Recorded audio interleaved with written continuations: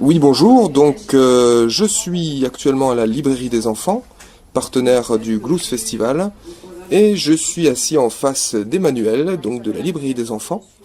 La Librairie des Enfants située rue Pérolière, donc c'est des petites rues piétonnes entre la mairie et le marché couvert, qui vend des livres de 0 à 20 ans et qui vend également des jeux essentiellement axés pour les petits, des jeux de société, donc jusqu'à 8 ans.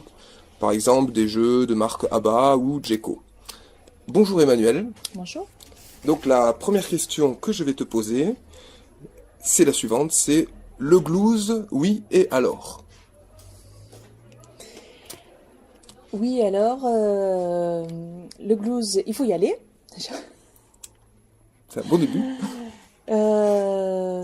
Il faut y aller pour l'ambiance, je trouve. Les jeux de société, moi, c'est ce que j'aime, c'est voilà, se retrouver au milieu d'une table en train de se faire expliquer des jeux et passer un moment convivial entre personnes de tout âge. Voilà, c'est surtout ce côté convivial et de partage. Très bien. Alors, qu'est-ce que la Librairie des Enfants va proposer au festival? Bah, la librairie des enfants, elle amène les jeux de société pour les plus jeunes et on essaye en partenariat avec les jeux ABBA, de amener des grands jeux de société où les enfants peuvent jouer par terre à taille des jeux de 1 mètre, 3 mètres, qui prennent une ampleur tout autre. Et expliquer le plus possible les jeux de société. D'accord, donc ça ce sera votre partie animation un peu au festival. Et puis en parallèle, vous avez aussi, vous importez un petit morceau de votre boutique au festival, c'est Voilà. bien ça? On amène des jeux de société pour les tout petits à 2 ans, premier jeu de 2 ans, et puis jusqu'à 8 ans. Et les petits jeux de cartes aussi qu'on peut amener un peu partout au festival. Très bien. Selon vous, quel est le public à Albi pour le jeu?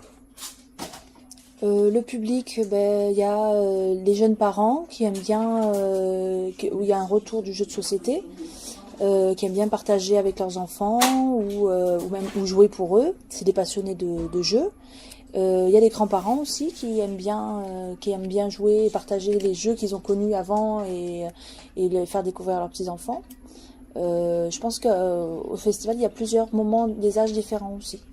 Il y a vraiment la journée et le soir un public différent. D'accord, je rappelle que l'année dernière, vous étiez déjà à la première édition. Euh, Comment l'avez-vous ressenti dans votre activité après le festival? Après le festival, bah, y a des personnes qui sont revenues contents du festival et qui ont découvert des grands jeux et qui sont venus les chercher après aussi. Entendu. Bon, l'interview va bientôt se finir, hein, c'était pas très long. Vous avez quelque chose à rajouter?